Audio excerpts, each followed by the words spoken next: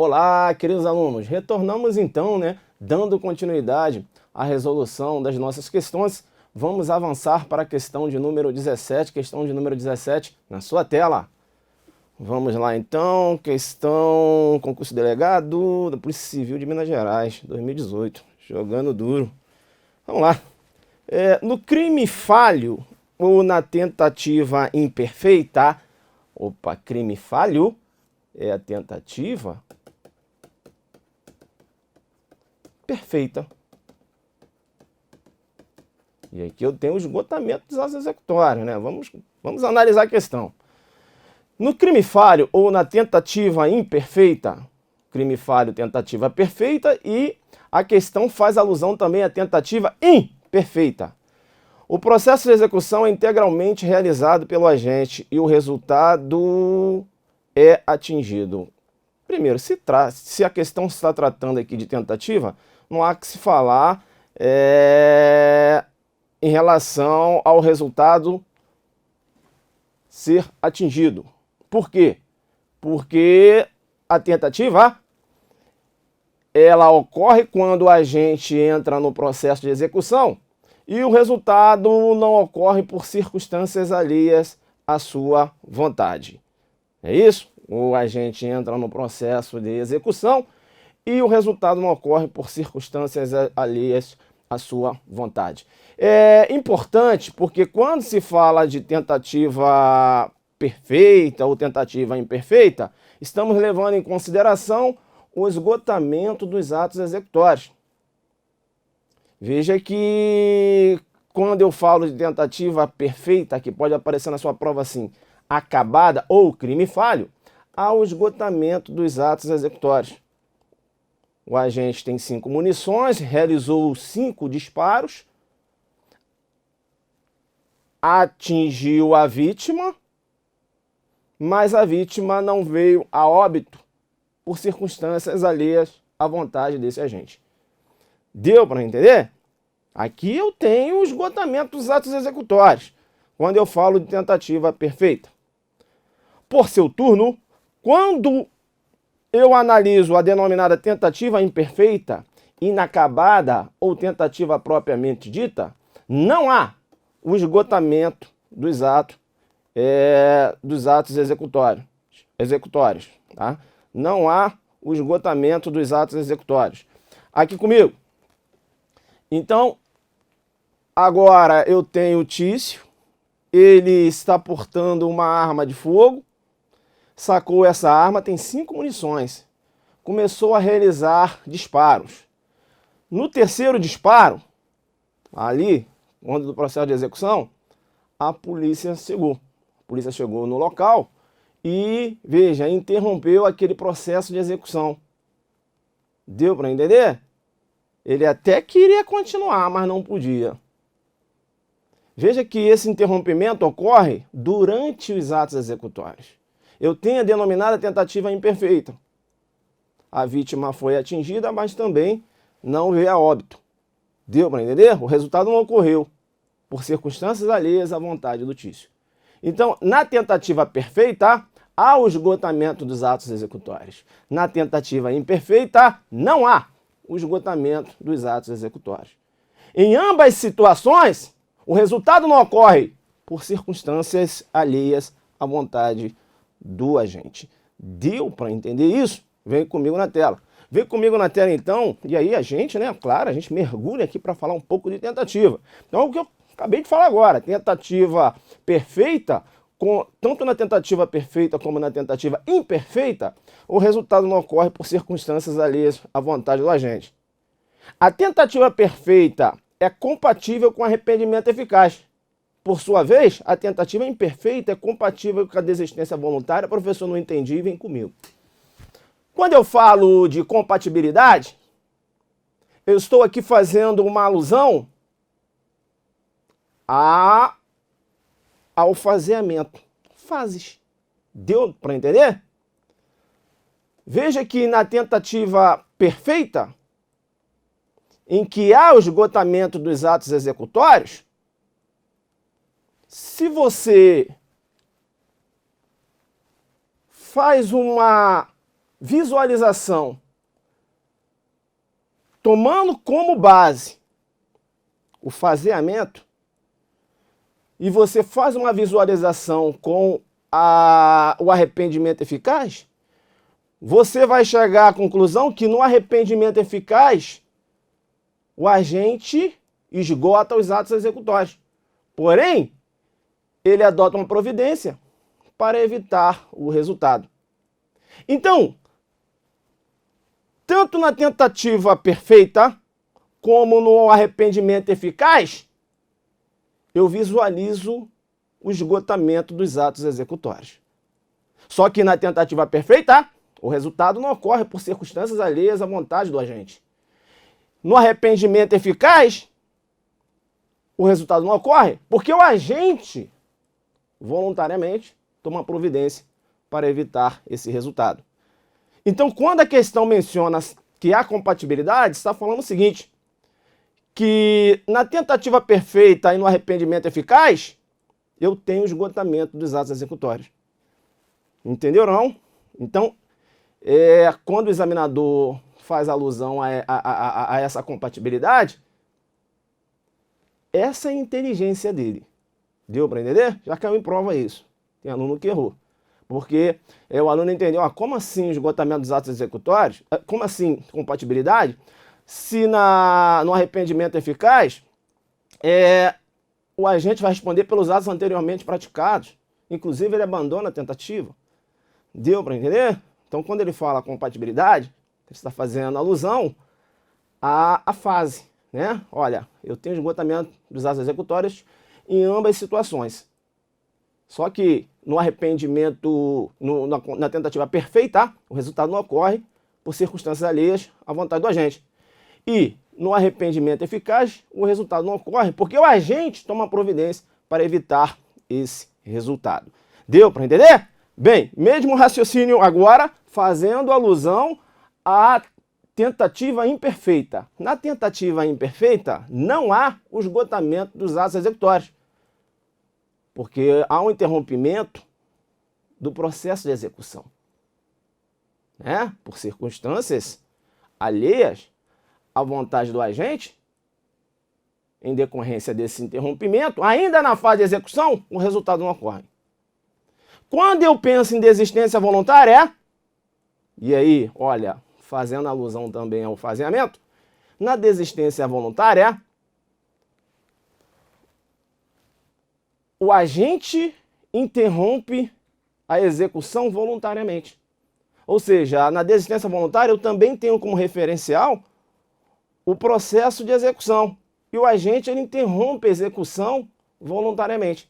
Deu para entender? Então, na desistência voluntária, a desistência voluntária ela é compatível com com a tentativa imperfeita. Deu para entender? O raciocínio? Vem comigo na tela. Então veja, a tentativa perfeita é compatível com o arrependimento eficaz. Por sua vez, a tentativa imperfeita é compatível com a desistência voluntária. Tá? Importante. Importante ainda, quando a gente trabalha a tentativa. 14, inciso 1. É o crime.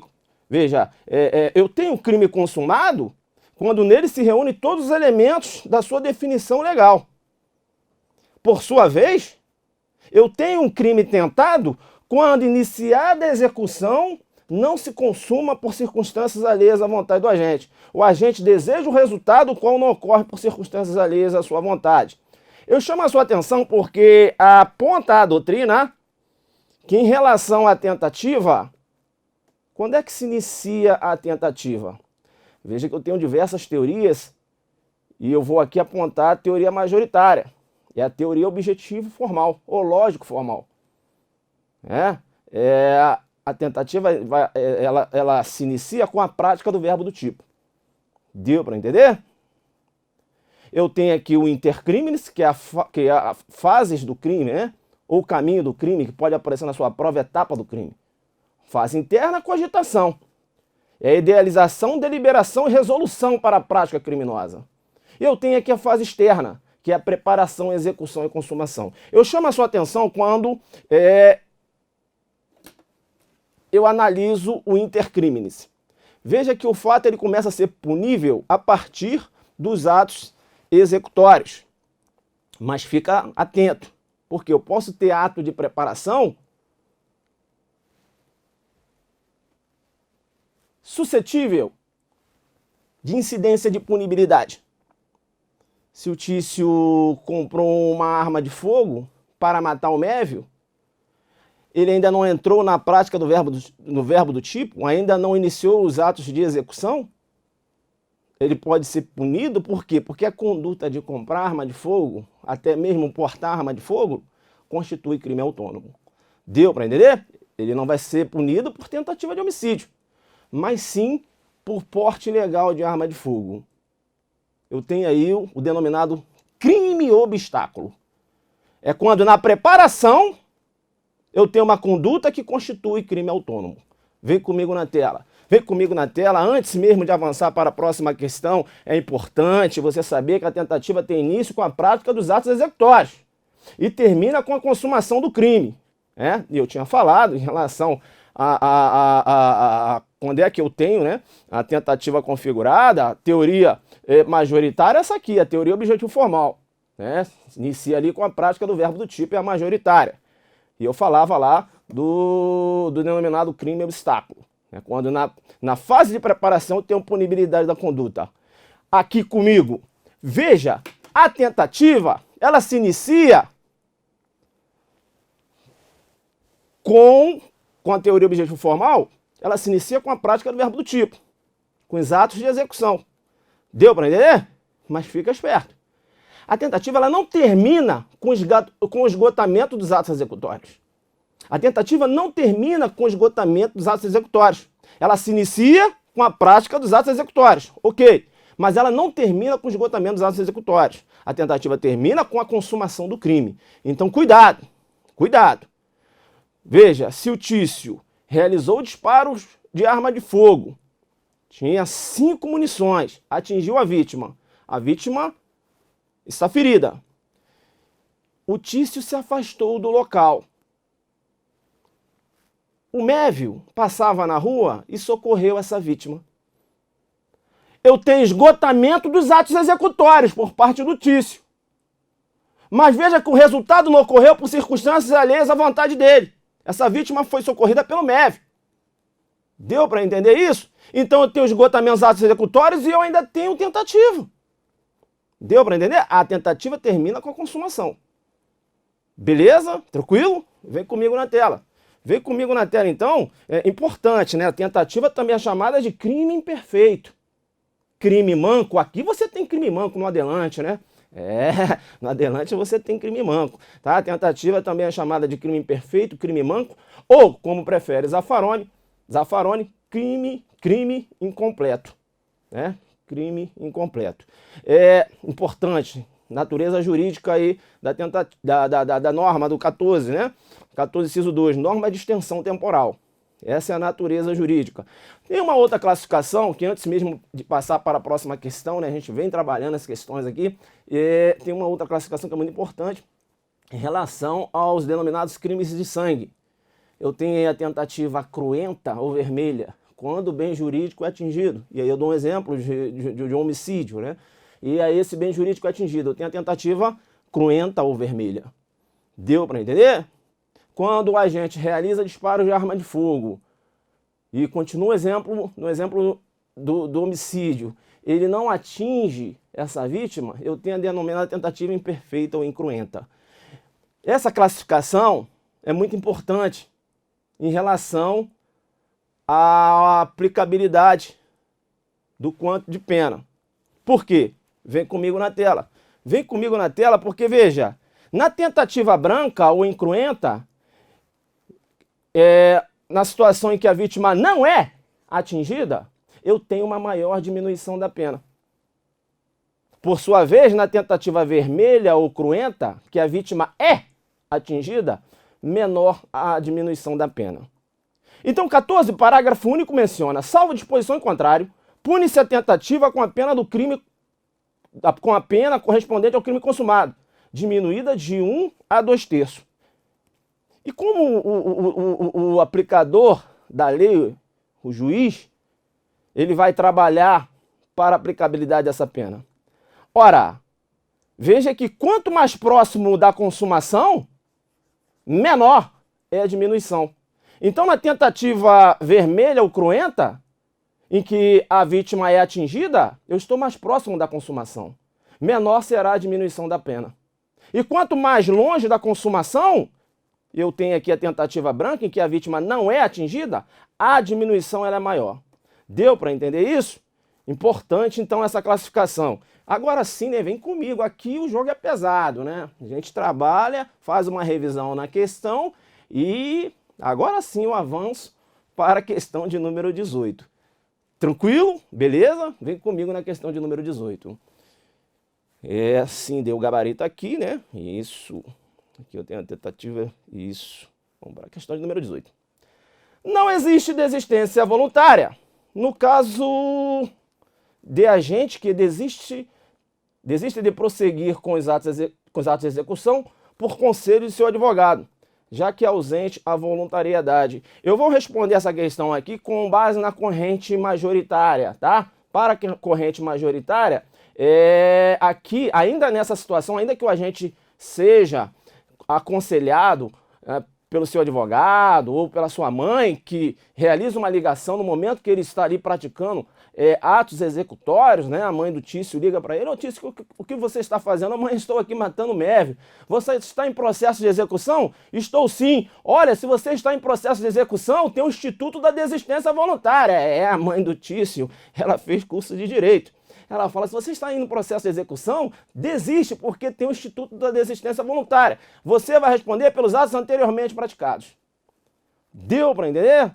E se ele atende esse conselho da sua genitora, ainda assim eu tenho desistência voluntária. Por quê? Porque a desistência, ela é voluntária e não espontânea. Essa é a corrente majoritária. Agora vem comigo. Veja que o professor Juarez Cirino tem um outro entendimento. Para o professor Juarez Cirino, não há possibilidade da incidência de desistência voluntária, ainda que o agente... não será possível a incidência, né, da desistência voluntária se o agente desiste mediante conselho de alguém. Deu para entender? Mas esse posicionamento é um posicionamento minoritário. Vem comigo na tela. Vem comigo na tela, então, a questão aqui eu vou resolver com o posicionamento majoritário, que entende que nesse caso ainda há que se falar em desistência voluntária. Importante, a desistência voluntária e o arrependimento eficaz são formas de tentativa abandonada e eu vou explicar por quê. Beleza? Tá, vamos lá. Veja que quando o agente tem plena condição de chegar ao resultado, mas interrompe sua ação voluntariamente, e aqui eu vou, durante os atos executórios, né? Chegar ao resultado, mas interrompe sua ação voluntariamente. Puxa aqui, coloca aí. Durante os atos executórios, durante os atos executórios,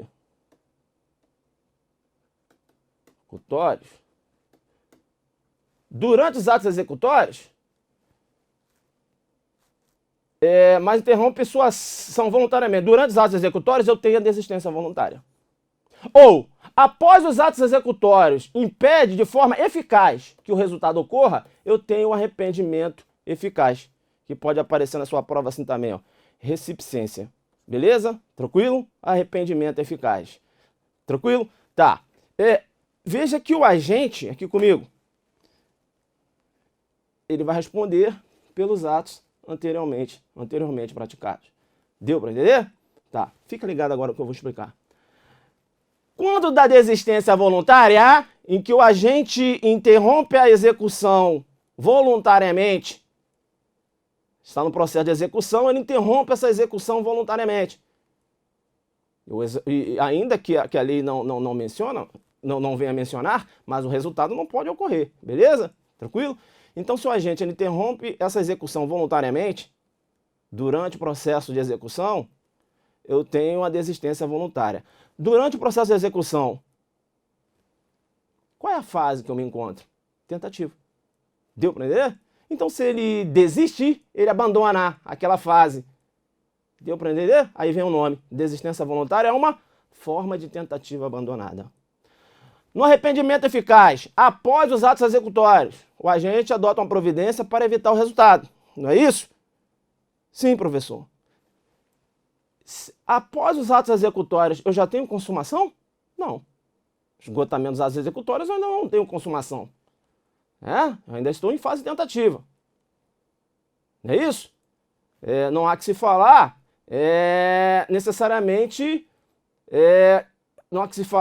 necessariamente que eu tenha ali o término da tentativa, não.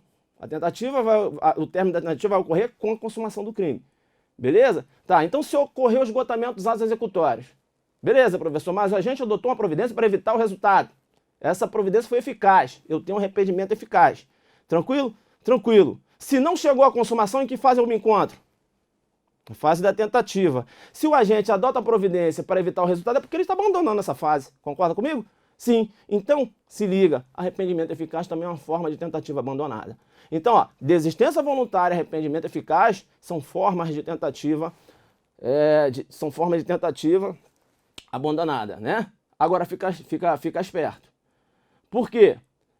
Porque pode aparecer na sua prova com outro nome. Qual o nome? Tentativa qualificada, tá? Tentativa abandonada, o sinônimo de tentativa abandonada é tentativa qualificada. Beleza? Vem comigo na tela. Tá importante, então, o que a gente anotou aqui é a tentativa abandonada, né? Ou qualificada. É o arrependimento eficaz e a desistência voluntária. É a chamada aqui ponte de ouro, porque eu tenho aqui uma readequação da conduta. O agente, ele deixa de responder, no caso, um exemplo, vamos supor aí por tentativa de homicídio, vai responder lá por lesão corporal. Beleza? Tá, outro ponto importante é o que tinha acabado de falar agora, que o ato é voluntário e não espontâneo, essa é a pegada da doutrina majoritária. Adiamento da ação criminosa, eu tenho desistência voluntária, vem comigo, vem comigo. O Tício encontrou o Mévio e ele deseja matar o Mévio. Ele lança a mão de uma faca e dá uma facada no Mévio. Já começa ali a praticar atos de execução. Quando ele deu essa facada no Mévio, ele falou o seguinte: não quero matar o Mévio mediante esses golpes com a faca. Eu quero matar o Mévio mediante asfixia. Mas eu não quero apertar o pescoço do Mévio. Eu vou lançar mão de uma corda. Mas eu vou fazer isso outro dia. A questão menciona isso. Nesse contexto, eu tenho desistência voluntária, porque eu tenho um adiamento da ação criminosa. Deu para entender? O adiamento. Ele iria matar naquele momento, mas deixa para matar depois. Deu para entender? Entra ali em processo de execução. Durante os atos executórios, ele desiste para praticar a ação posteriormente. Um outro dia. Isso é adiamento da ação criminosa. Não faça confusão com a retomada da ação criminosa. O Tício, o Tício encontrou o Mévio, levou o Mévio para o cativeiro, e o desejo é matar o Mévio. E ele começa ali a dar golpe de faca, atingindo o Mévio.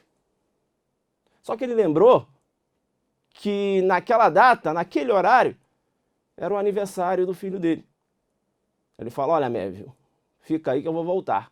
Aí foi lá para o aniversário, bebeu, cantou parabéns. Depois ele retornou para dar continuidade. Retornou, né? Para dar continuidade à ação criminosa. Ou seja, há uma retomada da ação. Nesse caso, não há que se falar em desistência voluntária. Então fica esperto com o adiamento da ação criminosa é uma situação e a retomada da ação criminosa. Vem comigo na tela. Vem comigo na tela então, ó. No adiamento da ação criminosa, não há que se falar em desistência voluntária. Quando eu falo de retomada da execução do crime, aí quando eu falo voltando aqui, né, no adiamento da ação criminosa, a desistência voluntária. Beleza? Quando eu trato da retomada da execução do crime, não há desistência voluntária, beleza? Então, fica esperto aí, no adiamento da ação criminosa há a desistência voluntária, e na retomada da execução do crime, né, que é a retomada da ação criminosa, não há desistência voluntária, tá? E importante aí a ponte de bronze, que que é a confissão, você tem aqui apenas a incidência da atenuante genérica, a ponte de diamante, que é a possibilidade da concessão do perdão judicial. É isso? Então tem lá ponte de ouro, ponte de bronze, ponte de diamante, né? Ainda fala-se ainda aqui comigo na ponte de prata, que é o arrependimento posterior. O agente continua respondendo pelo delito, com a incidência de uma causa de diminuição. STF entende que o arrependimento posterior é aplicável somente aos crimes patrimoniais. É o posicionamento do STF. Tranquilo? Há quem entenda que há a possibilidade de se aplicar em qualquer tipo de crime que com ele seja compatível. Beleza? Vem comigo na tela. Vem comigo na tela, então avança agora para a questão de número 19. 3 indivíduos que são amigos reúnem-se para fazer uso de narcóticos. Porém, em dado momento, os entorpecentes acabam e eles não têm mais dinheiro para reabastecer o vício. Um deles, chamado Ronaldo, propõe que se dirijam a um ponto de ônibus para roubar algum transeunte que lá esteja aguardando a chegada do veículo de lotação. Contudo, ao se aproximarem do referido ponto de ônibus, uma viatura policial passou por eles, inibindo-lhes a vontade de praticar o delito. A ideia era abordar uma determinada pessoa que se encontrava em uma parada, né? Vamos continuar. Se o crime de roubo planejado pelo trio não chegou pelo menos a ser tentado, Ronaldo deverá responder por participação de menor importância. Questão errada, né? Questão errada, porque, veja, o 31 já menciona o ajuste, a determinação, a instigação e o auxílio, salvo disposição expressa em contrário, não são puníveis, se o crime não chega pelo menos a ser tentado. Aqui, o 31, ele faz alusão ao ato de participação. Aqui no nosso contexto, nós temos um ato de autoria, né? Porque aqui ele seria autor. Mas ainda assim, se o crime não chegou a ser praticado, não há que se falar em incidência de punibilidade desse trio que desejava praticar o crime. Deu para entender? Se o partícipe não é punido, o autor também não é, de igual forma, se o crime não chegou a ser praticado. É importante porque a participação é um ato acessório. E é muito importante porque a participação configura uma contribuição acessória dolosa a fato principal doloso de outrem. E assim depende da existência do fato principal, como a parte depende do todo. Aqui comigo. Eu não posso ter uma participação culposa em crime doloso. A participação ela tem que ser dolosa. Deu para entender? Um ato acessório. Mas é um ato acessório a um ato principal doloso. Deu para entender? Eu não posso ter participação culposa em crime doloso. Deu para entender isso? Vem comigo na tela. Vem comigo na tela porque, veja, o STJ, inclusive, já se posicionou nesse sentido. Não é possível a participação em crimes culposos. E aqui é um assunto muito importante, né? Primeiro eu falei que eu não posso ter uma participação culposa em crime doloso. Ok. Mas veja que também em relação a quando eu trato de crimes culposos, e aqui eu apresento um outro contexto, será que eu poderia ter participação em crime culposo? Também não. Não é possível a participação em crimes culposos, pois quem ofende o dever de cuidado é considerado autor do crime. Deu para entender? Mas o STJ, contrariando a doutrina alemã, veja que o STJ, bem como a doutrina majoritária do Brasil, entende que é possível a coautoria nos crimes culposos. Aqui comigo, o STJ entende que participação, aqui comigo, o STJ entende que participação, não é possível a participação em crimes culposos. A primeira situação que eu te dei é o seguinte: eu não posso ter uma participação culposa em crime doloso, beleza? Tranquilo. Agora, em relação aos crimes culposos, é possível a participação? O STJ entende que não. Ainda que o agente venha praticar um ato acessório, quando se trata de participar de crime culposo, ele vai responder por crime autônomo. Por quê? Porque ele vilipendiou um dever jurídico de cuidado. Deu para entender? Não há que se falar em participação.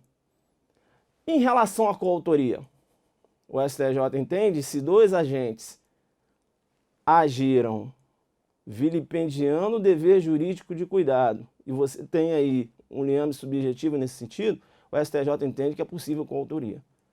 Esse posicionamento do STJ é contrário à doutrina alemã, é contrário às doutrinas brasileiras, que entendem que não é possível. Num caso de coautoria, cada um deveria responder pelo crime culposo de forma autônoma. Não há que se falar em coautoria nesse sentido. Tá? Vem comigo na tela. Vem comigo na tela, a gente avança então falando da participação. Olha, importante ainda, né? Antes mesmo de avançar para outra questão. Aqui no Brasil, quando você fala de participação moral, eu tenho aqui o induzimento e a instigação. E a participação material, eu tenho auxílio. Mas cuidado, eu não sei qual é a escola que o seu examinador navega. Ele pode navegar numa escola doutrinária, bem tradicional, uma escola que navega o professor Juarez Cirino, o professor Luiz Greco, o Alaô Leite, o professor Nilo Batista, professor Juarez Tavares, falei aqui do Cirino, mas Juarez Tavares, que adota uma outra classificação, que é a classificação aqui comigo, é a classificação adotada no direito penal comparado, quando você tem esse universo de classificação da participação. Deu para entender? Aqui no Brasil, você entende como participação moral a instigação e o induzimento. E a participação material, o auxílio. Deu para entender?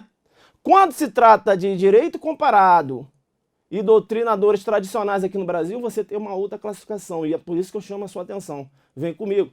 Veja que aqui é diferente.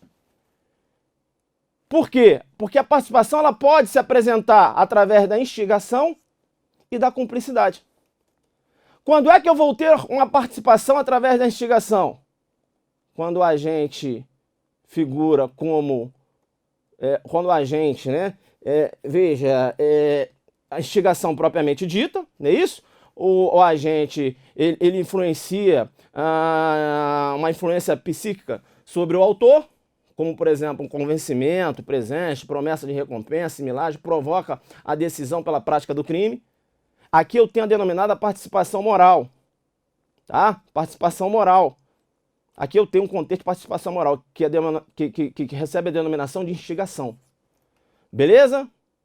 Então veja, para esses autores, o induzimento, a instigação propriamente, o induzimento, a instigação, que é a participação moral em algumas doutrinas brasileiras, e diria até na sua maioria, na verdade configura a denominada instigação. A instigação, ela abarca a instigação propriamente dita e o induzimento. Beleza? E eu tenho a denominada cumplicidade. Participação por cumplicidade. Ah, participação por cumplicidade é o auxílio. Quando mencionar, quando você está lendo um livro e lá menciona Tício, figura como partícipe, por cumplicidade. Está mencionando que ele proporcionou um auxílio material. Tranquilo? Beleza? Cumplicidade, participação por cumplicidade, auxílio material. Participação por instigação. Ele induziu, ele determinou. Deu para entender? Ele influenciou. Aí é a instigação. Tá? Fica esperto com essa classificação, porque o examinador pode colocar um contexto de participação material e utilizar a denominação cumplicidade e você não vai entender o que ele... com que categoria ele está trabalhando. Está trabalhando com cumplicidade, ou seja, ele está fazendo referência a um auxílio material. Vem comigo na tela, tá? Vem comigo na tela. Então, fica ligado aí, tá? O cúmplice, ele presta um auxílio material para a realização do fato principal doloso. E assim como o instigador, também não controla a realização do fato punível, o qual só pode ser exercido pelo autor. É claro, o cúmplice, ele é partícipe. Não há que se falar em praticar uma conduta principal. Tá? Fica esperto também, cumplicidade é diferente de conivência. A conivência também é chamada de participação negativa ou participação passiva, não é punível.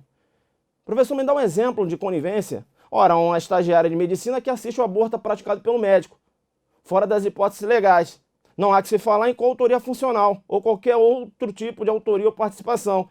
A participação dela aí é passiva, ela só está assistindo. Deu para entender? Eu tenho aí a chamada conivência.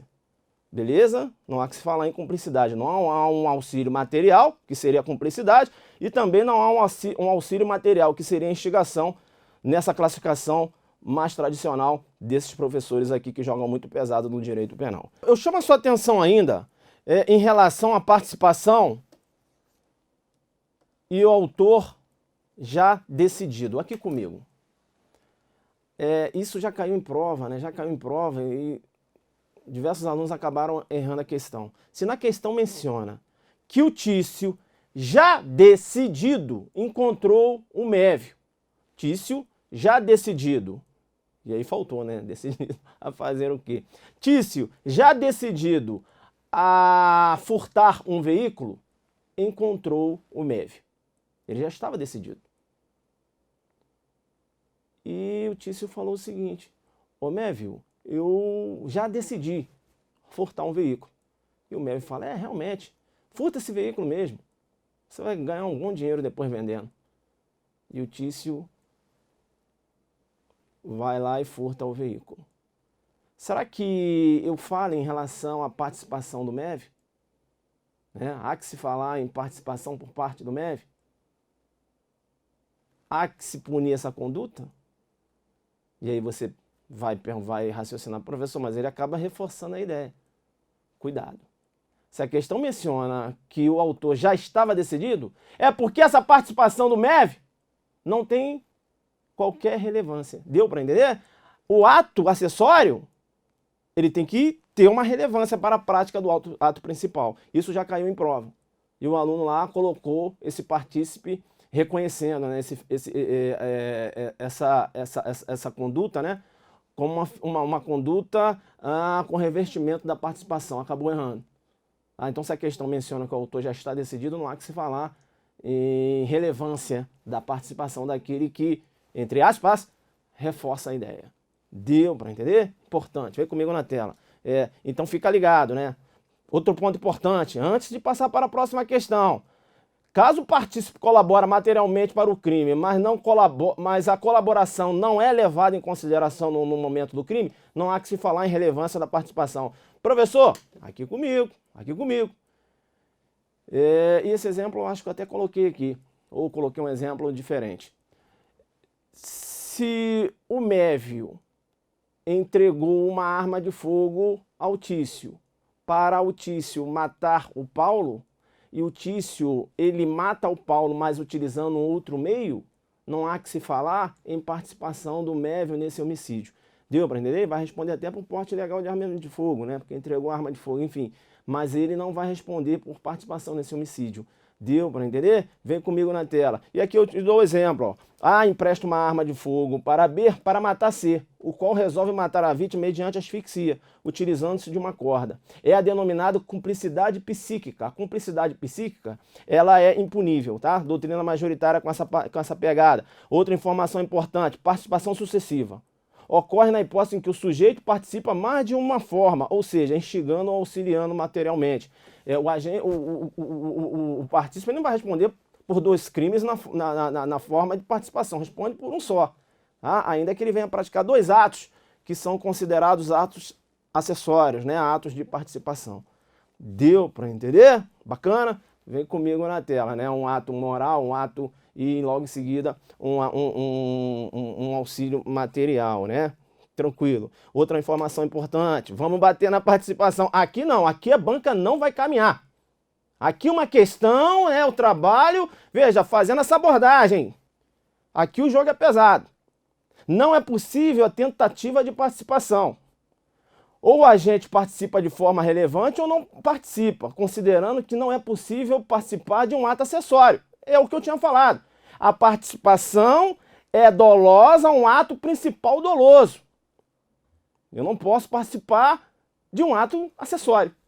É diferente quando eu trato de participação na participação. É também chamada participação em cadeia. A fornece uma arma de fogo para B, para que este, né, possa fornecê-la a C, objetivando matar D. Aqui sim eu tenho a participação em cadeia. Aqui é possível. Participação na participação. É diferente da participação. É diferente quando eu tenho a tentativa de participação. É uma outra situação. Deu para entender? Aqui eu tenho participação na participação. O agente entrega uma arma de fogo a B para que B possa entregar essa arma de fogo a C para C matar D. Aí é a participação em cadeia. E a participação necessária, a gente verifica lá nos crimes plurissubjetivos, né? Ou de concurso necessário. Claro, você tem que ter essa participação necessária. Beleza? Tranquilo, então vem comigo aqui na tela, né? Vem comigo na tela. A gente fez aqui, né, uma abordagem em relação a esses temas que acabam caindo aí na órbita do tema concurso de pessoas. Iremos abordar outros temas aqui referentes à participação, né, punibilidade da participação, qual a teoria adotada. Tem aqui. Beleza? Eu volto no próximo bloco.